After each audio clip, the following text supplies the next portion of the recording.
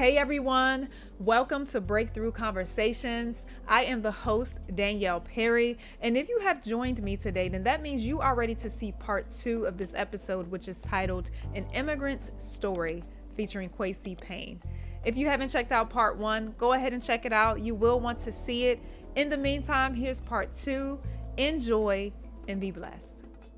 And so there was a time where my God experience clashed with my family experience. My family I felt as though, this was a waiver, and it brought contention. And it's crazy how many times we think that there's a conflict there when there really wasn't one. Like, I mean, it might have been a rift, it might have been a little shaking, but we treated it like it was an earthquake. Yeah, right. Again, as a young Christian, I didn't understand that this was just a little shake. Like, it wasn't an earthquake. This was just, all right, they don't understand. Move on, move past it. But I held on to it. And that, I know, is something God's working with me with, to learn when to hold on to something and when to let something go. Yeah, absolutely. How has it been? I mean, you've been here over 20 years now, but how has it been being so far away from your family? Do you ever want to be in closer proximity to them, in the family that's in Trinidad? Talk to us about that. Technology has really been a blessing, so I try to communicate, text message, video phone call, to my mom, to my sister, my dad.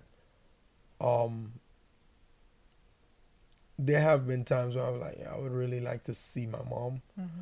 One of the things that I've said, and I've had this conversation with my mother, it was one of them contentious times. I had this conversation with my mother. My mother has raised me to be independent, to be an independent and to make decisions, and regardless of what that decision is, to stand by my decision. If it's a good consequence, if it's a bad consequence, you make the decision, you rock with it. Yeah. And I've had a conversation. I remember in 2000, maybe 7, maybe 6, had that conversation with my mother. I was like, what you don't understand is you've raised me to be independent, and you've raised me well. That independence includes you. And sometimes it's hard for a parent to hear that your child is independent of you. Right. I believe, as a parent raising 2 young men, I want them to be independent.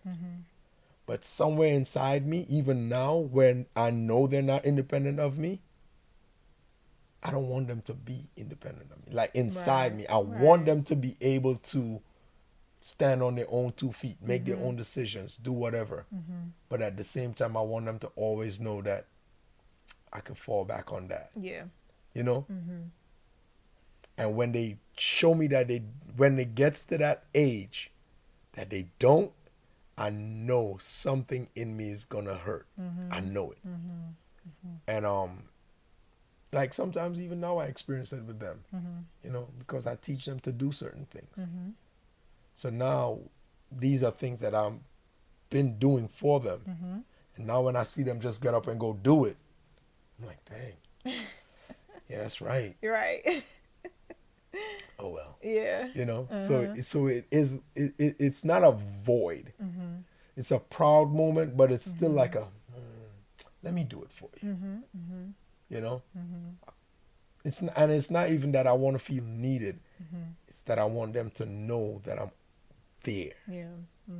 So coming back to the question in terms of wishing that there was a proximity or less of a distance, technology helps with it. Like I said,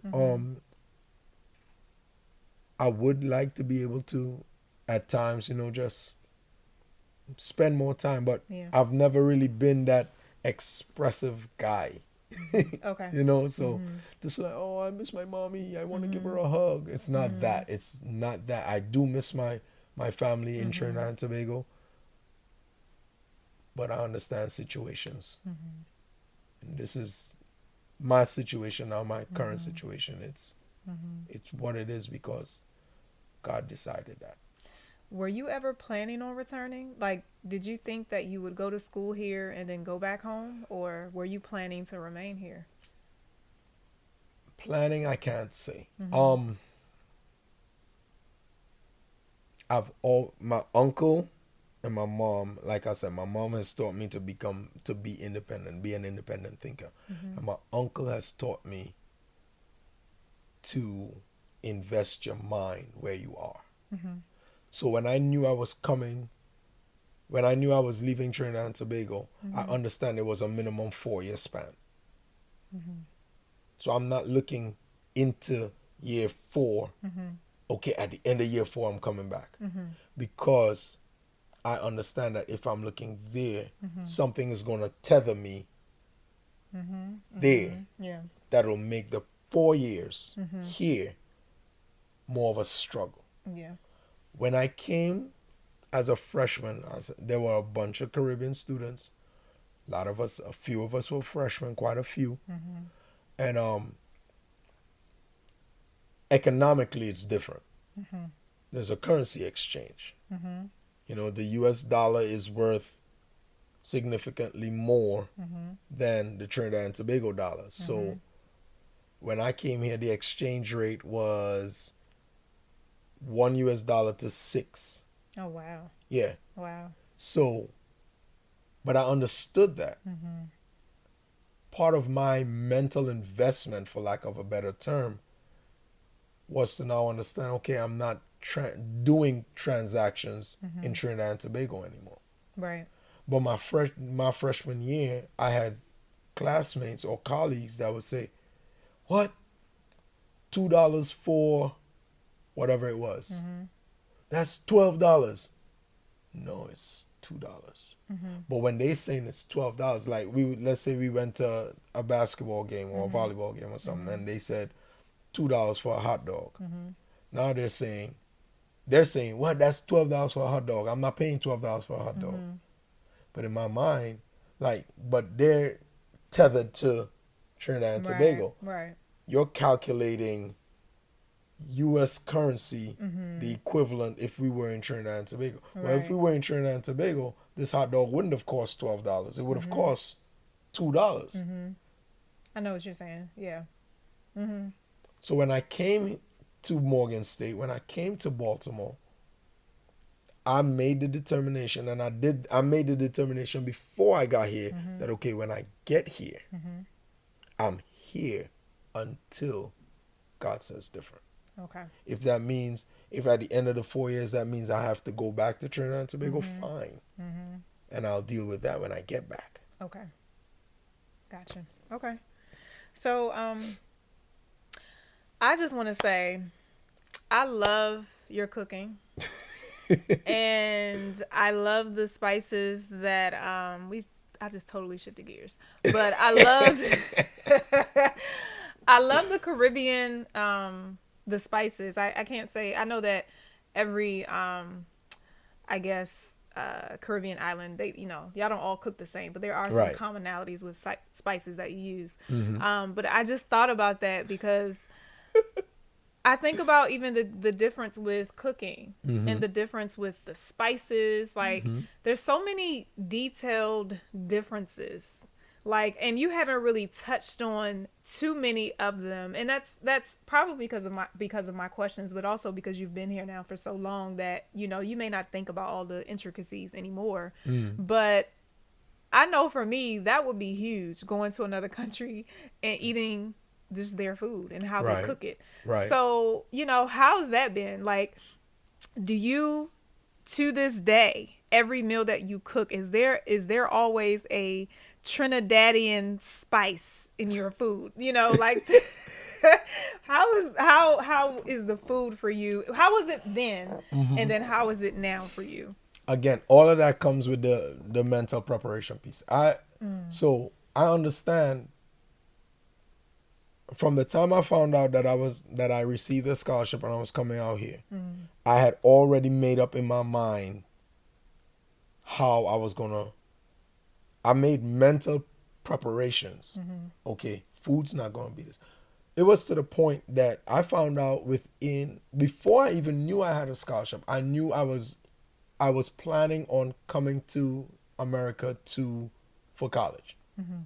So like my 18th birthday, I was in New York for the summer, or that my 18th birthday, I was in New York for the summer. And I remember traveling to Jamaica Avenue in Queens, and drove past one of the city colleges in New York. And I was like, that looks like a decent school to go to. And I'm already thinking that way because I knew I was planning on writing the SATs. I was doing this, I was doing that. And my mental investment was so firm that I wasn't even interested in having a girlfriend. Because in my mind, I'm saying to myself, I don't want to have a girlfriend that is going to pull me back to Trinidad or to make me, I don't want to have one more thing to leave behind when I come out here for school. Gotcha. You know? So where the food was concerned, I'd already made up in my mind, okay, I know I'm not coming, I'm coming to America. I'm not going to experience Trinidad food. Right. You know? I remember one time, I laugh. I don't think about this often, but thinking about it now, you kind of pulled this thought out of me. They had a Caribbean night in the cafeteria. So, stereotypical American thought of, and it's not a put down. Yeah. But stereotypically, America has a concept of what Caribbean life. Hey man, So true. It's so rude. it is, but we just have like Americans. We just, hey man, and down by the beach, man, and who have you heard, sir, ma'am, person, So they have a Caribbean night, and all the Caribbean students on campus got excited, and I'm sitting back thinking to myself like, are y'all for real? Y'all think we're going? Yeah. So okay, street food is an American terminology, right? Street food. Anytime. So in Trinidad, one of the more popular street foods is a dish called doubles. Okay. It's a curry dish, right? It's like the closest thing I can describe it as is two fried flatbreads with curried chickpeas Okay. as a sandwich. Okay. So they heard Caribbean night, and I'm like, y'all think we gonna get doubles? Y'all think they're gonna have roti and curry chicken? Y'all think they're gonna have curried crab and dumplings? What y'all thinking? So what they had? I don't know. But it wasn't. I didn't go. authentic. I didn't go. Oh, you didn't go. Like I didn't go because not that I didn't go to the cafeteria, but I didn't go to that section. Like again, my mental preparedness. So here's my thing. Remember when Kobe Bryant was still alive, and there were all these talks about how Kobe's teammates didn't like him, and he wasn't really a popular person in the NBA. But then Kobe Bryant died, and everybody had these terrific Kobe stories. And most of these terrific Kobe stories after he retired and even after he died was about his mentality and how he invested in practice. It was a mental preparedness that took him from the regular. There was a clip that I looked at. Kobe was talking about his training regimen because somebody asked him about, I guess they had asked him about working out during the summertime. And so he says, in the clip, he's talking about how the average person wakes up at this time. They wake up at 8. or they wake up at 10, then they train at 12, and they go 12 to 2, they rest, and then probably go back again from like 6 to 8. So they train twice a day. You say, what happens if I wake up at 3? Wow. If I wake up at 3 in the morning, or 4, and I wake up at 3 in the morning, I train at 4, I train 4 to 6. I come back home, I let my body rest, I do whatever. I go back, I train again from 11 to 1. Or from, no, you said 4 to 6. I go back, I train from 10 to 12. I go back, I train from 2 to 4. I go back, I train 8 to 10. I'm getting 4 times in a day. Wow. You see, at that point in time, it doesn't matter how hard you train in the summer, you will never catch up. If I'm doing that every day and you're doing twice a day, I'm doing 4 times a day. You'll never catch up. Well, mentally, I prepared myself that, okay, for 4 years, I don't expect to eat these foods. I don't expect to hear this music. I don't expect these things. Yeah. So, do I miss it? Yeah. Am I disappointed that I can't get it? Maybe. But is it a life-breaking event? Nah, because food is still food. So, in the 4 years I was in college, you know what I perfected? Salads. I perfected salads and sandwiches. There was a salad bar. So when we came into the cafeteria, there was a hot food line, and there was a fast food line. That's your hot dogs, hamburgers, and fries. Then there was a pizza line and a deli section where you could get like a tuna salad, chicken salad sandwich, and they had the different types of bread. And then there was a salad bar. And then, of course, you had your desserts. Right. I very rarely, I don't want to say never, but I very rarely stopped at the hot food line at all. If I'm feeling, depending on how I'm feeling, I might get a hot dog or I might get a hamburger and some fries, but I'm going to get a tuna sandwich. I'm going to get maybe a slice of pizza, but I'm definitely getting a salad. Yeah. So when people were putting on freshman 15s and freshman 20s, you were good. It was good.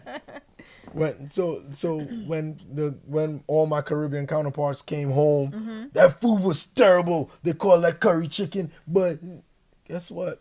I don't know what you all were expecting. Right. You can't have Tony from Baltimore Street cooking curry chicken for you and think it's gonna taste like curry chicken from Trinidad. That's right.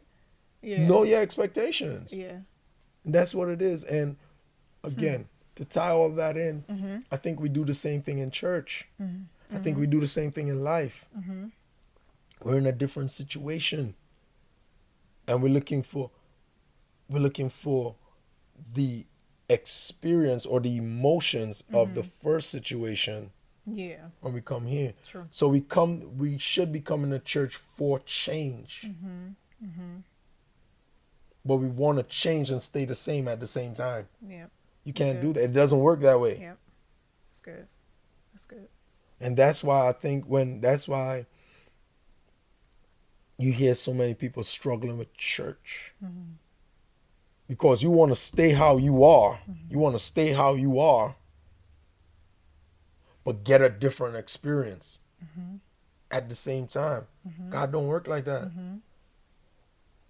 God don't work like that. Yeah. Yeah.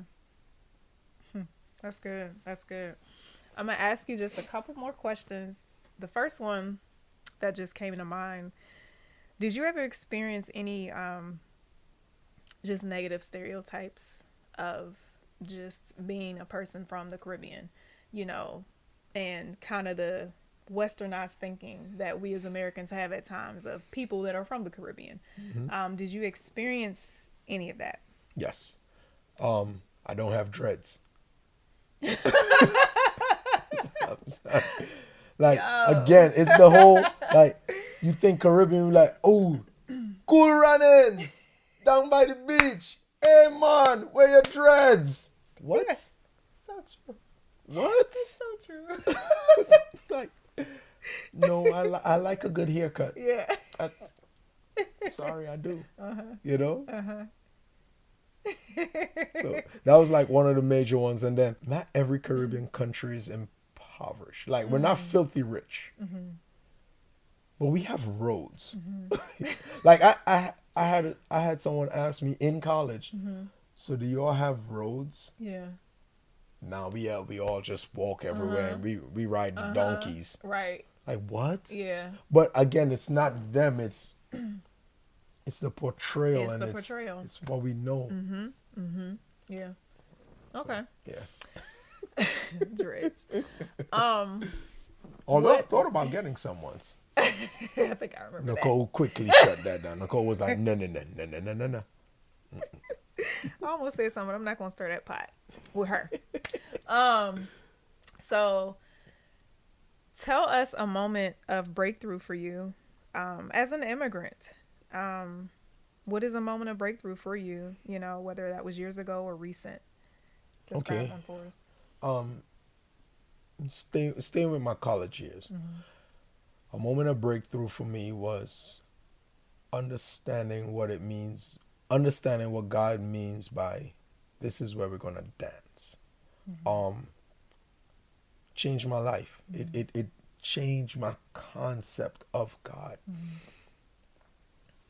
My senior year at Morgan, so I was at Morgan on scholarship, and freshman year did fantastic. First semester, sophomore year, I did great. Second semester, sophomore year, not so good. Academically, I'm speaking.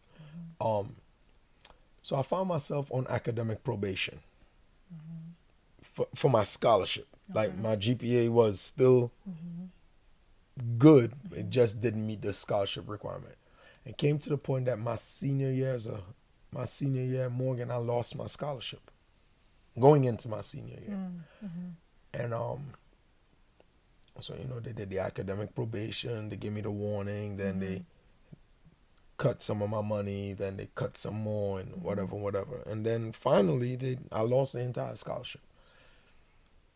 And I had $4.87. I think it was either 87 or 83 cents. I had less than $5 in my bank account.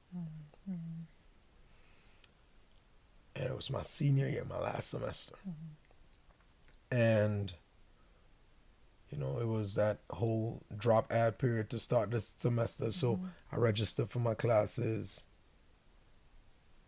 Week later, they dropped my classes, but I'm taking senior level courses in engineering. So it's not like there's a throng of people just lining up around the corner so they drop my classes. I would see they drop it out of register again, and I would see they drop it out of register. So I'm playing this cat and mouse game with the office, with the registrar's office. And I look up and I have $4.83. I don't even have enough money to drop out of school. I can't. Wow. $4.83. The closest person I knew lived in New York. I couldn't get a bus ticket for $4.83. Right. So where am I going to go? And I remember in the shower, in my dorm room, and I'm crying. I'm taking a shower and I'm crying. I'm getting ready for church. I'm crying. God, how could you let me fall this far? How could you? Feels like you've forgotten me.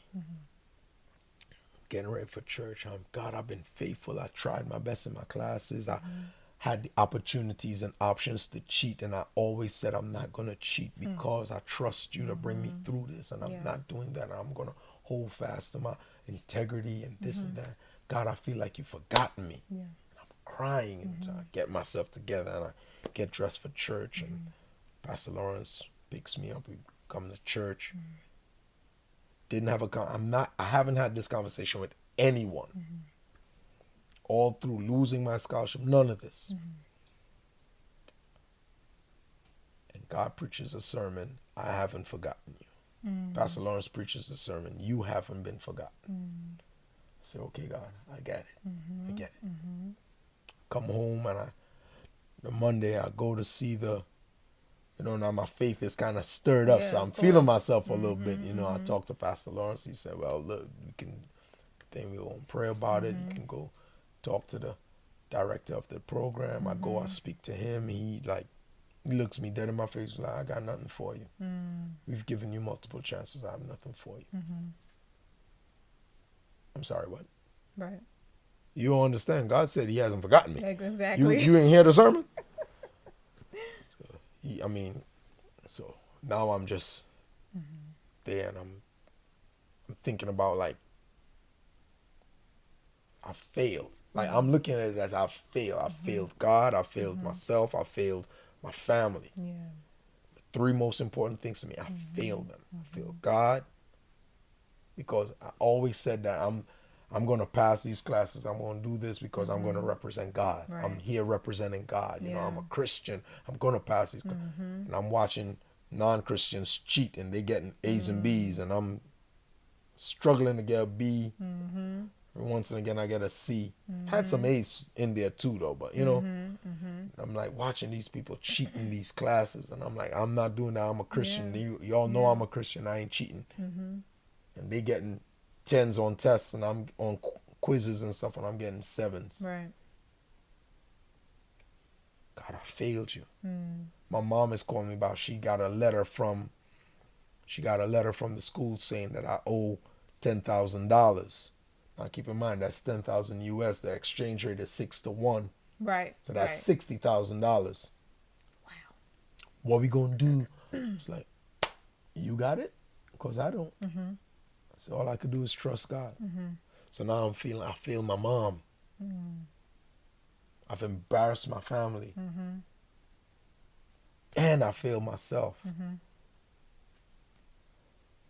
I'm ready to quit. Yeah. I call one of the guys from church. I said, look, man, I'm done. He said, what you mean? He said, man, look, I lost my scholarship. I ain't got no money. I don't got no options. I'm done. 20 minutes later, knocking on my door. I open the door, and his poodle flies into my room. And he's standing there, big self, 6'3", 6'4", 200 whatever pounds, filling up my doorway. What's wrong with you? I said, what you mean? I said, man, I'm done. I'm done. I don't got no options. Man, you tripping. Man, God ain't gonna bring you this far and just let you. This is your last semester. You think God's gonna leave you like that? And so he's talking to me, and he's talking, but I'm not hearing because you ain't putting no money in me. You ain't giving me no money yet. Yeah. Man, you acting like that, man. I told him, he said, man, you acting like that, man. Bigger than God, man. God could do whatever, man. You ain't talk to this dude. Yeah. So we talked for a little bit. Man, you ain't going nowhere. I'm talking about, he talking to me, and I'm packing my suitcase. Right. I don't know where I'm going because I ain't got no money. But I'm packing up my stuff. Man, you ain't going nowhere, man. You better stop tripping. I'm going to talk to you tomorrow. I got to go home. And he leaves. Gets his dog, and he rolls out. Next day, I have a 6 o'clock class, I think it is. Yeah, I have a 6 o'clock class. Old Testament. It was an elective I took just as a place filler. 4 o'clock, I'm in my room. Holy Spirit says, get up and go to class. What? Class started at 6. All right. I'm going to go grab something to eat and then go to class. I get on campus. I can make a left and go to McKeldin. That's where I used to go grab something to eat. They had a Subway down. You know, ain't the fancy Morgan we know with Chick-fil-A and Lamar and Jackson showing up and stuff. Right. Subway was out like that. If you could eat Subway, you was balling. You know, could go left, go to the McAllen Center and get something to eat. Go to the right, go to the building, Holmes Hall, to go to class. Go straight, and that's Jenkins. That's where the program director's office was. So I get to the fork. Holy Spirit says, go talk to him. I said, man, I ain't this is me having an audible conversation with the Holy Spirit. People probably walking by saying, man, I ain't going to see that, man. He ain't going, I don't beg nobody for nothing. And who was this again? What was he in charge He of? was the director of the scholarship program that I was on. Holy Spirit said, go talk to him. I said, man, I ain't begging this man for nothing, man. My mom raised me not to beg for nothing. I work for what I have, and if I don't have it, I do without. Independent. Independent. Holy Spirit say, I ain't gonna say it again. Go talk to him. This is like 4:00, so his office is getting ready to close. Okay. I get down there, I knock on the door. No, his door is open. I say, can I speak to you, sir? Doctor, can I speak to you? Yeah, come on in. And I'm talking and pleading my case. He ain't looked at me yet. I'm pleading my case, and he putting on his jacket. He grabbing his bag. He's packing his stuff up. Yeah, Look, Mr. Payne, I already told you yesterday. We've given you. Okay, look, I'll think about it. Yeah. But he didn't look at me yet. Yeah, look at you. Walking out the door and give me one of these. Pat me on the shoulder to scoop me out his office. Close the door, locks the door behind him, and he walks out. So now I'm embarrassed. Right. Like, so I'm standing in Jenkins. See, I told you I won't come talk to this man. Now he talking to me like I'm begging him for something. Like Right. I gotta do something for him. I ain't doing nothing for him. Go get something to eat. What? You ain't hear what I just said? This Holy Spirit talk. Right. Go get something to eat. So I go to my Subway. I grab something to eat. Go to class. I go to class. I go back home. I talk to him at 4. Classes at 6. Get back home at 7. Get back to my apartment at 7. Get back to my dorm room at 7. 9 o'clock, I get a call. I was an RA, so I worked the desk. I had the 10 o'clock shift. So I was 10 to midnight. Then the night manager came in. I get a call like 9 o'clock in my room. One of the guys down at the front desk. Yo, Kwesi, you got a call down here. What? All right, I'm down. Get down there. Hello? Yes. And it's the director of the honors program, of the scholarship program. And he says, I've been on the phone with the assistant director since you left my office at 4. It's 9 o'clock. Oh, right. Wow. I've been on the phone with the assistant director since you left my office. Wow. Okay? I don't know why I'm doing this. She hasn't given me any reason to. We have no reason to do this. We've given you multiple chances. But we're going to reinstate your scholarship. So this is me trying to play it cool. Yeah. Thank you, sir. But inside, I'm losing my mind. I'm losing my mind. Yeah, go ahead. You better give it to me. Yeah, God said he was going to do it. Yeah. He said, do you still work as an RA? Because my RA bill at least covered my room and board. Yeah. Okay. Do they pay for your room and board? Yeah. Well, we're going to reinstate your room and board too, so you could go ahead and keep your room and board check. Thank you, sir. Go ahead. Ooh, I'm going crazy inside. But I'm trying to, hold it in. I got to. Absolutely. Thank you, sir. I appreciate it. Okay, thank you. He said, how much do your books cost? Oh, he has not stopped yet. No, he hasn't stopped yet. How much do your books cost? I said, I don't know. I've only been to 3 classes so far, but each one of them, the textbook is like $100. He said, we're going to give you $750 in book money.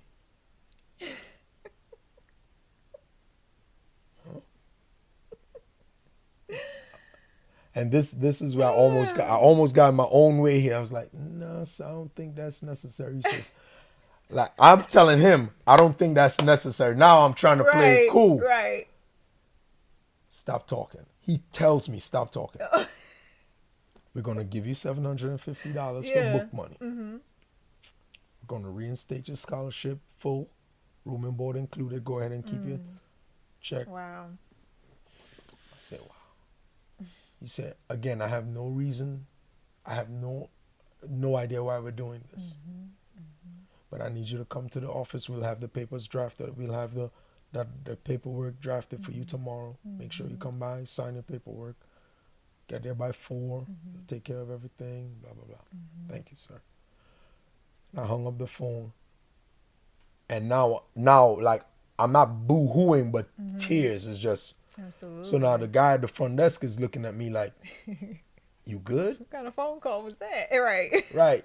Because he recognized who it was Okay. on the yeah, phone. Yeah. Uh-huh. He doesn't know I don't have a scholarship. Right. Nobody knew. Nobody. Still. There was Right. only. So my mom, my aunt, you know. But nobody like on campus. Nobody knew. Yeah. So now he know. He's like, you good? I said, dude, you don't even know. I go upstairs. I get myself together. I start thanking God. From that day, God told me, God, in that moment, God said, finances is easy for me. Yeah. Finances are easy for me. And he showed me the scripture where, he took me to the scripture where Jesus said, you worrying about clothes and money, food. These are the things that Gentiles concern themselves with, people outside of God's promise. God said, I didn't bring you here to, I just need to teach you. That's good. At any moment I can do it. I was That's like, good. God, that is crazy. Yeah. So again, when I consider these life encounters, so that's my breakthrough story. Yeah. But when I consider these life encounters, the thing that God consistently has shown me, that these encounters are for more than just my personal encounter. See how these encounters connect to church. See how these encounters connect to life. And God shows me with that so many of us, we make decisions about spirituality based on everything except spirituality. We make decisions on whether or not we should go to this church because it's inconveniencing me. I gotta, we can't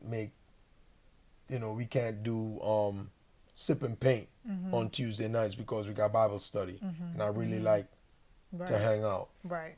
Or my kids got basketball and now their AAU team plays on Saturday, on Sundays, and he really good. So he might get a scholarship through basketball.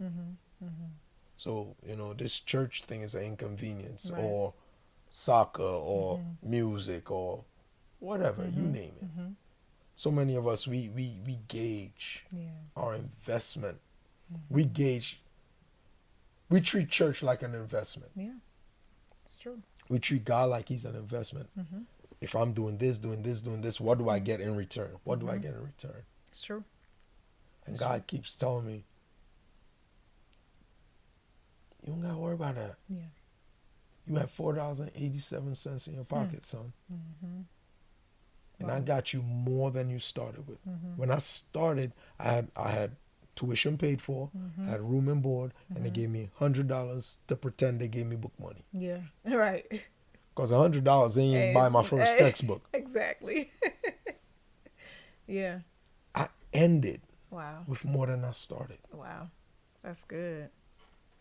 I love that. But that's because I had to trust God. And I think what we need to understand is God is going to put us in breaking situations so that when we break through, we're going to end, not only are we going to end up with more than we lost, but what we have is going to help us for life, and not this life, but the life after. Yeah. Like, you can't tell me nothing about trusting God, especially where finances is concerned, ever. Ever.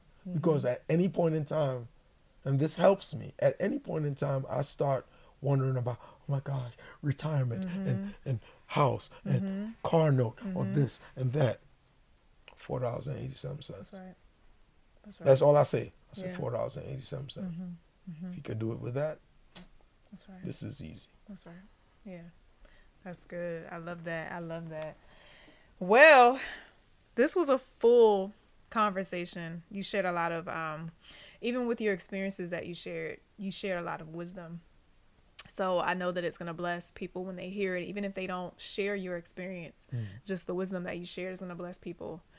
So if we can just close with you sharing any words of encouragement for anybody who's in your shoes, as far as, living here, having come from a different country, now they're in America or they're in another country, but they have that same commonality of being an immigrant. If you can just share some encouragement for them. Sure. I will encourage anyone, even if they're in this country but they're in a different culture. I think the main struggle there is it's not where you are in person. It's where you are here. The bigger shift is not your physical, it's really the spiritual part of it. But in all of that, when you have that shifting, just understand that God has brought you to a place that only He can show you. So you have to trust God. First of all, if you don't know God, you need to know God. Like, and not the universe, not your chakra, not all these other things. We need to really understand the God of the Bible through His Son Jesus Christ. Yeah. If we don't have that, everything else we're putting on ourselves. And if we can, the same way that if we can get it for ourselves, it's up to us to protect it for ourselves and to keep it for ourselves. When we come to that understanding, God is going to put us in a position. When we know God, know that God is going to put us where He puts us. And doesn't mean we're not going to face trials. Right. Doesn't mean we're not going to face hardships. It doesn't mean that things are going to get really tight. But when we know that we've been placed there, positioned there because of God, we understand that it's God's responsibility to protect and to provide. I tell my sons this when we go out. If I can't see you, I can't protect you. But if I've brought you into this place, it's your responsibility to stay in my eyesight. Yeah. That's when I could protect you. Yeah. When God has brought you to a place. So for anybody that, you're in a different country, you're in a different culture, you're in a different climate, God has brought you to a place. We have to stay in His eyesight. Because if He can't see us, He can't protect us. Yeah. So the first thing, we've got to get into God's vision, into His line of sight. That's good. Because that's when He could protect us. That's when He could provide for us. Secondly, understand that with the trials, with the difficulties, with the hardships, with the testings, there's so many pleasant things that we're going to experience on that journey. And if I had allowed the hardships, the testings, the transitions, if I had allowed those things, if I had focused on those things, I would have missed so many of the good things, Right. so many of the good friendships, my wife, my pastors, church. I'd have missed so many things. Yeah. So understand that even in our trials, God has blessed us in the journey. Enjoy the journey. Yeah. And then lastly, I would definitely say, so first we want to stay in God's eyesight. Second, we want to enjoy the journey. But then thirdly, know that what we finish with, because it's from God, what we finish with is always going to be greater than anything we lost. That's good. It's always going to be greater. That's good. It might not be like your bank account might not be the same, or your bank account might be less, but the joy you have is going to be different. The peace you have will be different. Yeah. The quality of life, your friends, your spiritual life, it's just going to be different. That's good. So what we have to lose, or what we have to sacrifice because of where God has brought us, doesn't even compare Yeah. to what God has in store. But we could never get what he has in store for us if we stay where we are. Yeah. That's good. That's good. I love it. I love it. Well, thanks again. No problem, Danny girl. Thanks again for being on this episode. And I had your wife on already, Nicole, but I didn't have her. Rude. Rude. I didn't have her shout out her business. So I see that you're wearing her shirt. So if you can just shout out the business real quick. So my wife, so God put it on my wife's heart to resign from from a career that she had for 15 years. That was not one of the smoothest decisions, right? But God put it on my wife's heart to do that. And she's done so. And since then, she has started her own business.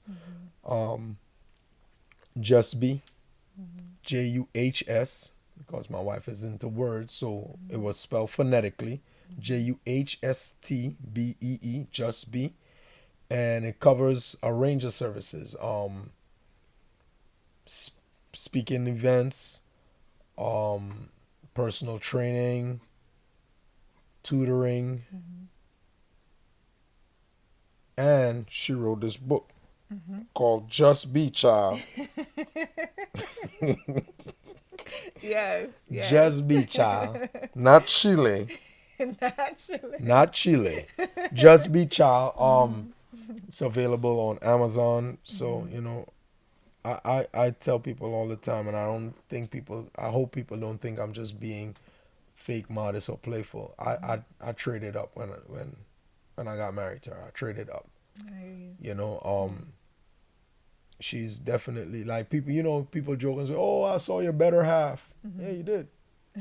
You did. And this half is pretty darn good. So if you saw the better half, golly. Right. You know what I'm saying? But yeah, God has really blessed me with my wife and with my two boys. Always a challenge. But if it was always easy, then it wouldn't be worth it. Yeah. So yeah, that's it. Just Be Child, Just Be Child. You can Google it on Amazon. It's available. Yeah, that's it. It's it'll change your life. Yeah. Because it's like, try not to go much longer. All right, but you keep doing this. I didn't do anything. You keep doing stuff like this. Should have ahead. wore a regular Go t-shirt. ahead. Anyway, Explain your wife's business. Go no, ahead. it's not even about my wife's business, but Okay. this is the thing.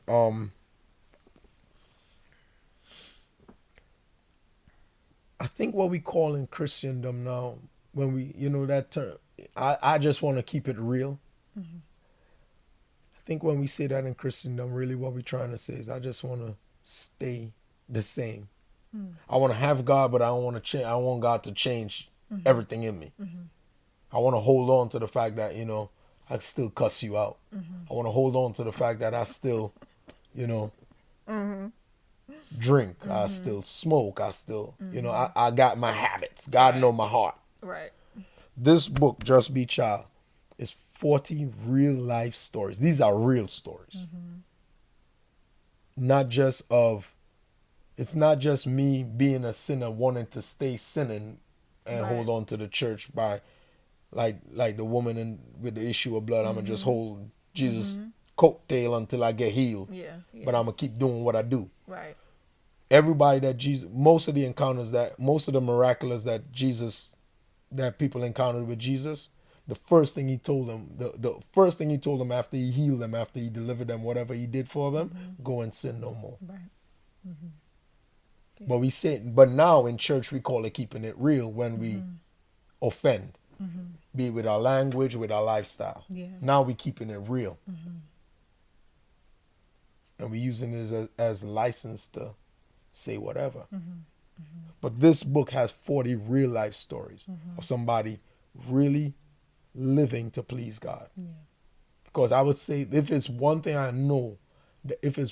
that I would say without hesitation about my wife, she's really trying to please God. She doesn't even care if it pleases me or whatever.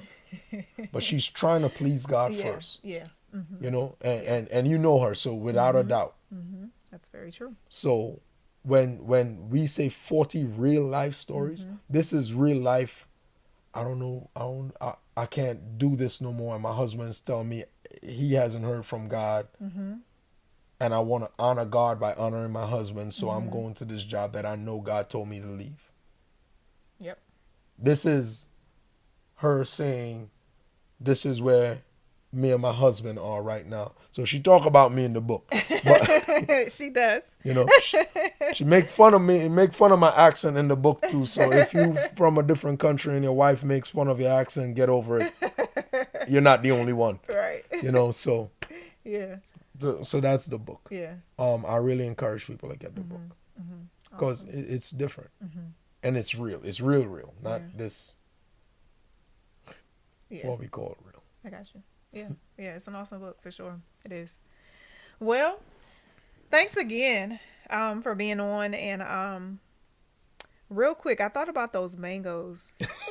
You said that there are 15 I can name easily different off the top of my head. I could give you 10 different species of mangoes in Trinidad and Tobago easily. So I have a question. Go for it. The next time your family comes from Trinidad, now you trying to get my family. Now you trying to get family held up by immigration and customs. Now you trying. But no, I really I would love to try some. I tell you what. Once this whole pandemic thing clears up, next time I go to Trinidad, it's an open invite. Okay. I know my mom. Listen, my mom has no problem. If my mom got to put two people out and make a pallet, she let you sleep on the bed, she sleep on the pallet. That's how my family is. Yeah. You know. So next time we go to Trinidad, I don't know when that is. Right. But the next time we go to Trinidad, I'm gonna try to go during mango season. Okay. You know, which is summertime, so it's possible. Cool. You know? Good stuff. Okay. Definitely. Hey, all right. We tried to end this episode about 10 times, but it's all good. So thank you everyone for tuning in today to Breakthrough Conversations. I hope that this episode has blessed you and that you received a lot of wisdom, because a lot of wisdom was poured out by Kwesi today. And so thank you again for tuning in, and I hope you subscribe. I hope you like, I hope you share the episode, and leave in the comment section anything that stood out to you today. So everyone be blessed.